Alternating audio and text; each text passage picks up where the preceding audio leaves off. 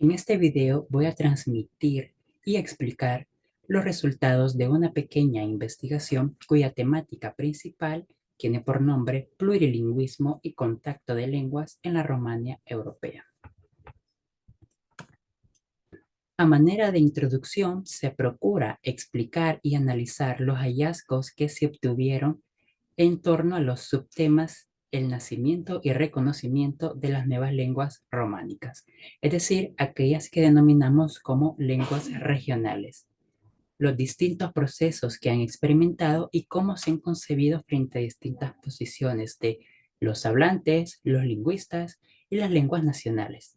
Asimismo, se estudian desde una perspectiva analítica los conceptos de diglosia, dilalía y macrodiglosia. ¿Qué factores culturales, políticos, lingüísticos y extralingüísticos los define? ¿Y cómo se reflejan en las lenguas romances y en cualquier lengua en general?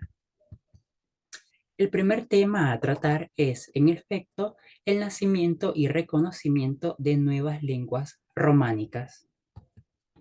Al analizar el estatus teórico y el valor ideológico del concepto de variación en la romanística, el lingüista Bochman afirmaba que el estudioso de esta disciplina se encontraba en una situación contradictoria, en una especie de dilema, porque no estaba claramente definido su objeto de investigación, o sea, las lenguas románicas.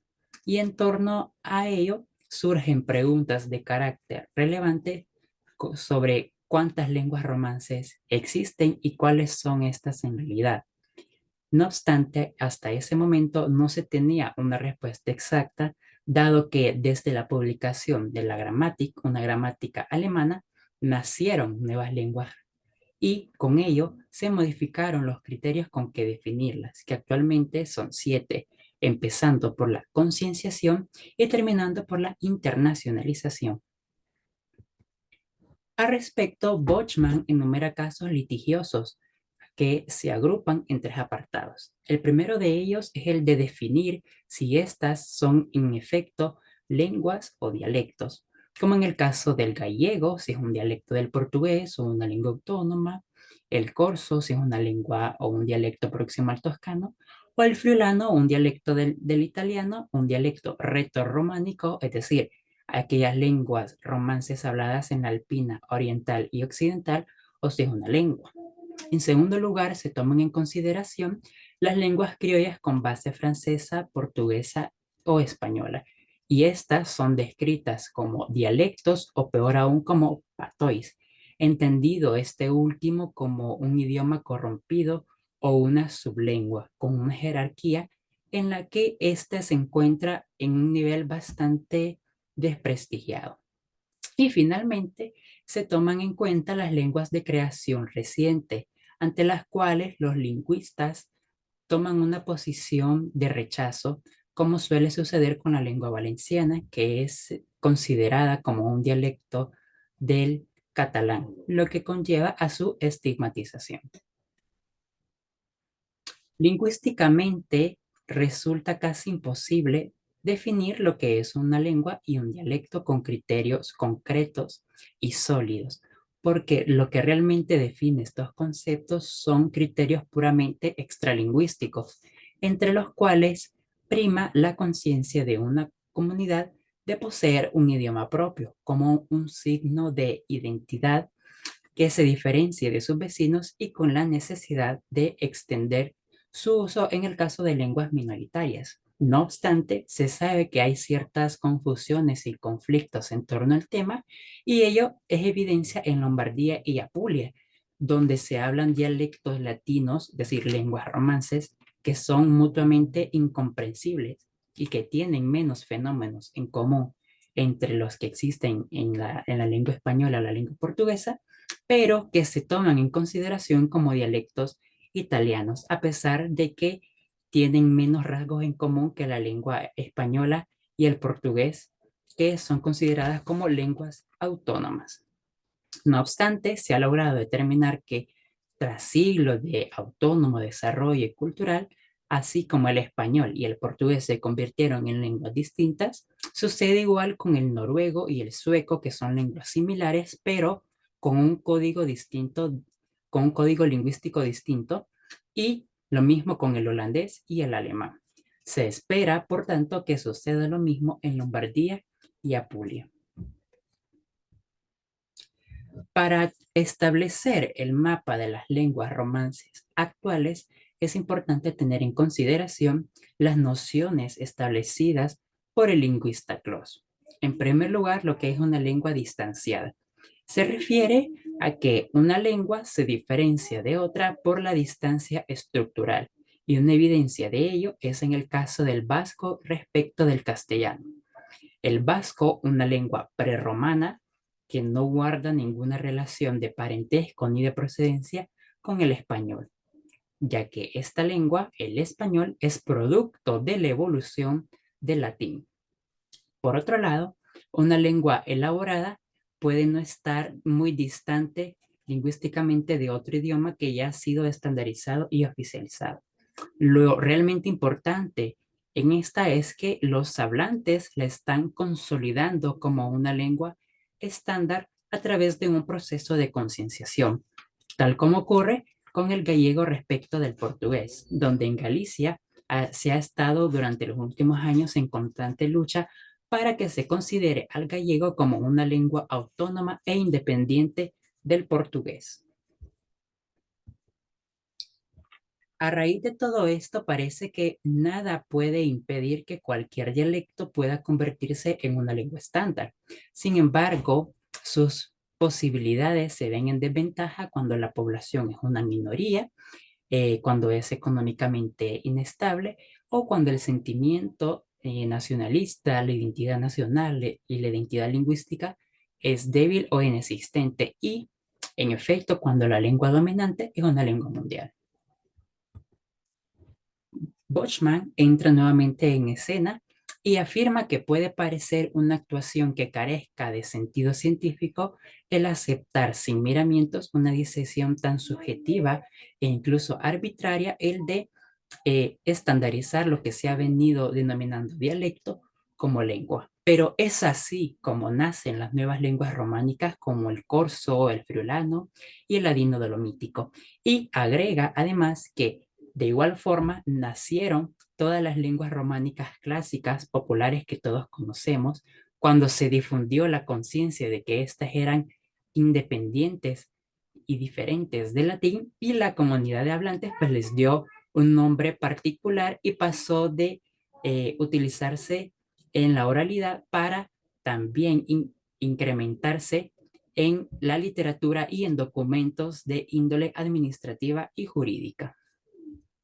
Es lo que el lingüista Marcelius denomina como un proceso de nacimiento y reconocimiento.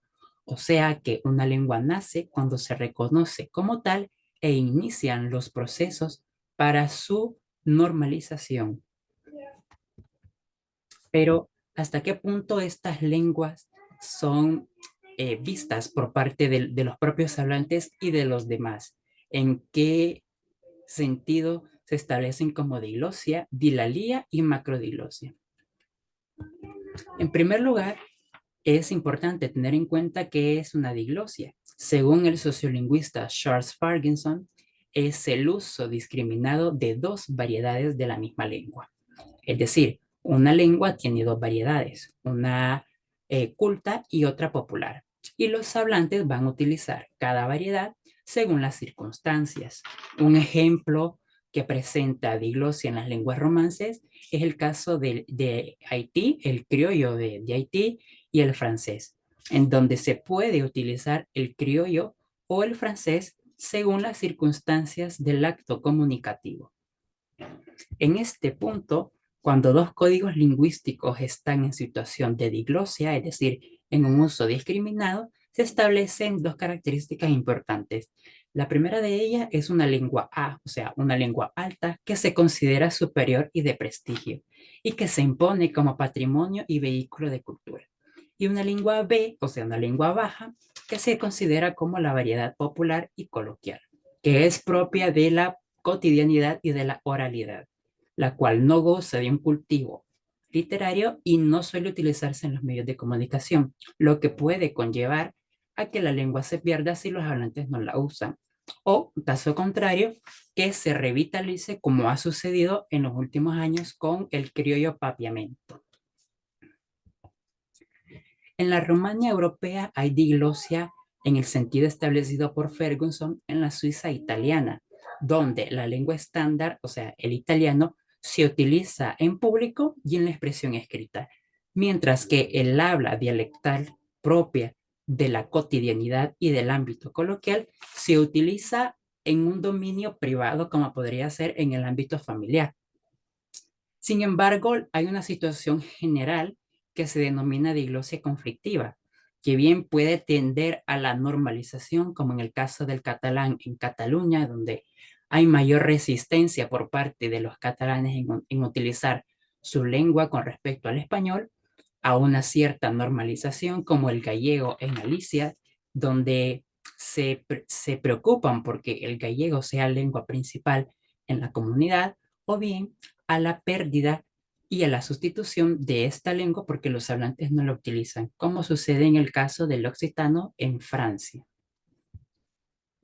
Por su parte, el lingüista Berruto considera que la situación típica de la mayor parte del área ítalo-románica, es decir, del grupo de lenguas que se habla en el antiguo territorio italiano, es la de dilalía, la cual se diferencia de la diglosia porque el código A, o sea, la lengua A, se utiliza, al menos en una parte de la comunidad, también en el habla conversacional, coloquial, no solamente en el ámbito público y en los medios de comunicación, sino también como parte de la oralidad.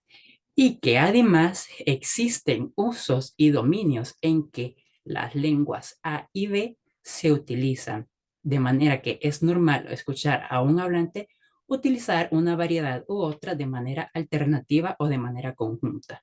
Pueden empezar una estructura sintáctica con una lengua A y terminarla con una lengua B, o bien empezar una estructura sintáctica con la lengua B y empezar la otra con la lengua A. Es por ello que alternan o la utilizan de manera conjunta.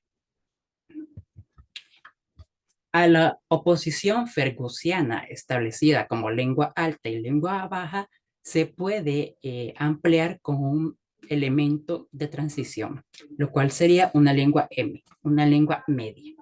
Lo que, según el lingüista Muljaxi, esta triada puede denominarse como macrodiglosia.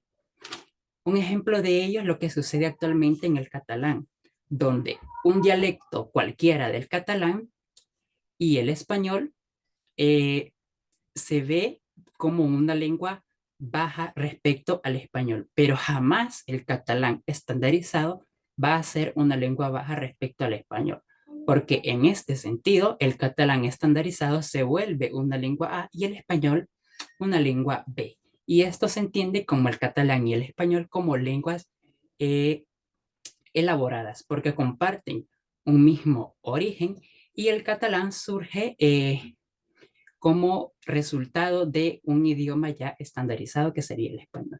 Pero este concepto se entiende más con la idea propuesta por Faso, que denomina como doble diglosia superpuesta, donde caracteriza la situación de Tanzania en la que la lengua swahili es lengua baja respecto del inglés, que es una lengua alta, pero el swahili se vuelve una lengua alta para las hablas vernáculas. Es decir, con unas lenguas va a ser una lengua baja, pero con otras va a ser una lengua alta.